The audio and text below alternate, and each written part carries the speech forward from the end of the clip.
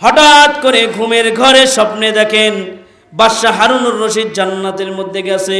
জান্নাতের মধ্যে গিয়ে দেখেন তার কোনো ঘর নাই, এই দিক থেকে এই প্রান্ত থেকে ও প্রান্ত, এই প্রান্ত থেকে ও প্রান্ত, ছোটাছুটি করে দৌড়াদৌড়ি করে, কিন্তু নিজের নামে কোনো বাড়ি পাই না, নিজের নামে কোনো গাড়ি পাই না, কোনো বাসা পাই না, বালাখানাও পাই না।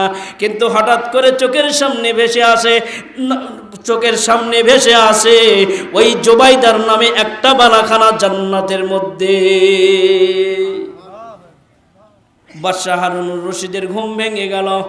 বিবি জুবাইদারে ডাক দিয়া বলে, বিবি, কি ইবাদত তুমি এত বড় করেছো, কি এত বড় আমল করেছো, যার কারণে জান্নাতের মধ্যে তোমার নামে বালাখানা, আমার নামে রিজার্ভ নাই কেন, একটু বলো। বিবি বলে, কই আমি এত বড় কোনো আমল তো করি নাই, আমি বলতে পারবো না।